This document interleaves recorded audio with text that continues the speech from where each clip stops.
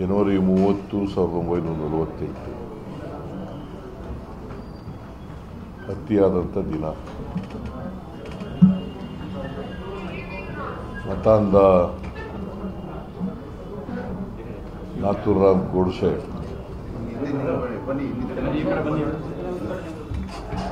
ಗುಂಡಿಟ್ಟು ಕೊಂದಂಥ ದಿನ.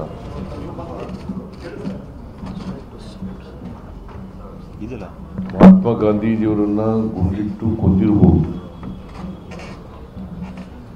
ಆದರೆ ಅವರ ಮೌಲ್ಯಗಳನ್ನು, ಜೀವನದ ಮೌಲ್ಯಗಳನ್ನು ದೇಶದಲ್ಲಿ ಬಿಟ್ಟೋಗಿರ್ತಕ್ಕಂಥ ಮೌಲ್ಯಗಳನ್ನು ಕೊಲ್ಲಲಿಕ್ಕೆ ಸಾಧ್ಯ ಇಲ್ಲ. ಇವತ್ತು ಕೂಡ ಮಹಾತ್ಮ ಗಾಂಧೀಜಿಯವರ ಮೌಲ್ಯಗಳು ಜೀವಂತವಾಗಿದ್ದಾವೆ. ನಾವು ನಿಜವಾಗಿ ಅವ್ರಿಗೆ ಗೌರವ ಸಲ್ಲಿಸೋದು ಅಂತಂದ್ರೆ ಅವರು ಜೀವನದಲ್ಲಿ ಯಾವ ಮೌಲ್ಯಗಳಿಗೋಸ್ಕರ ಹೋರಾಟ ಮಾಡಿದ್ರು, ಆ ಮೌಲ್ಯಗಳನ್ನು ನಾವು ಜೀವನದಲ್ಲಿ ಅಳವಡಿಸ್ಕೊಂಡು ಅದರಂತೆ ನಡೀತಕ್ಕಂಥದ್ದು,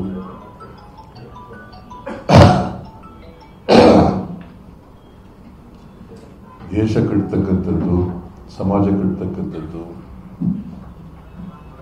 ಮಾಡಿದಾಗ ಮಾತ್ರ ಮಹಾತ್ಮ ಗಾಂಧೀಜಿಯವರಿಗೆ ಗೌರವ ಸಲ್ಲಿಸೋದಕ್ಕೆ ಅರ್ಥ ಬರ್ತದೆ ಅಂತಕ್ಕಂಥ ಮಾತುಗಳನ್ನು ಈ ಸಂದರ್ಭದಲ್ಲಿ ಬಯಸ್ತಾರೆ. ಮಹಾತ್ಮ ಗಾಂಧೀಜಿಯವರು ಸನಾತನ ಧರ್ಮದಲ್ಲಿ ನಂಬಿಕೆ ಇಟ್ಕೊಂಡಿದ್ರು ಕೂಡ, ಹಿಂದೂ ಧರ್ಮದಲ್ಲಿ ನಂಬಿಕೆ ಇಟ್ಕೊಂಡಿದ್ರು ಕೂಡ, ಅವರು ಬೇರೆ ಧರ್ಮಗಳನ್ನು, ಬೇರೆ ಭಾಷೆಗಳನ್ನು, ಬೇರೆ ಜಾತಿಗಳನ್ನು, ಬೇರೆ ಸಂಸ್ಕೃತಿಯನ್ನು ಪ್ರೀತಿಸ್ತಿದ್ರು, ಗೌರವಿಸ್ತಿದ್ರು. ಅವುಗಳ ಬಗ್ಗೆ ಸಹಿಷ್ಣುತೆಯನ್ನು ಬೆಳೆಸ್ಕೊಂಡಿದ್ರು. ಅದನ್ನೇ ನಮ್ಮ ಸಂವಿಧಾನದಲ್ಲಿ ಬಹಳ ಸ್ಪಷ್ಟವಾಗಿ ಹೇಳಿರ್ತಕ್ಕಂಥದ್ದು ಬಾಬಾ ಸಾಹೇಬ್ ಅಂಬೇಡ್ಕರ್ ಅವರು. ಸಹಿಷ್ಣುತೆ, ಸಹಬಾಳ್ವೆ. ಯಾಕಂದರೆ ನಮ್ಮ ದೇಶ ಬಹುತ್ವದ ದೇಶ.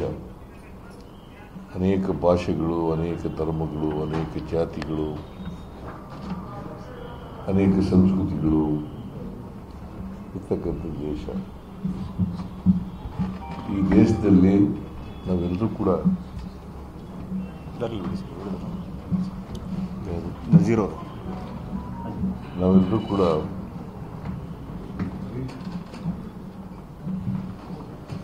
ಬೇರೆ ಧರ್ಮಗಳ ಬಗ್ಗೆ, ಬೇರೆ ಭಾಷೆಗಳ ಬಗ್ಗೆ ಸಹಿಷ್ಣುತೆಯನ್ನು ಬೆಳೆಸ್ಕೋಬೇಕು. ಅದಕ್ಕೋಸ್ಕರನೇ ನಮ್ಮ ದೇಶದಲ್ಲಿ ನಾವು ವೈವಿಧ್ಯತೆಯಲ್ಲಿ ಏಕತೆಯನ್ನು ಕಾಣಬೇಕು. ವೈವಿಧ್ಯತೆಯಲ್ಲಿ ಏಕತೆಯನ್ನು ಕಾಣಬೇಕು. ನಾವು ನಮ್ಮ ದೇಶದಲ್ಲಿ ಯಾವುದೇ, ನಮ್ಮ ಸಂವಿಧಾನದಲ್ಲಿ ಯಾವುದೇ ಧರ್ಮ ಮೇಲಲ್ಲ, ಯಾವುದೇ ಧರ್ಮ ಕೀಳಲ್ಲ, ಯಾವುದೇ ಜಾತಿಯ ಜನ ಮೇಲಲ್ಲ, ಯಾವುದೇ ಜಾತಿಯ ಜನ ಕೀಳಲ್ಲ.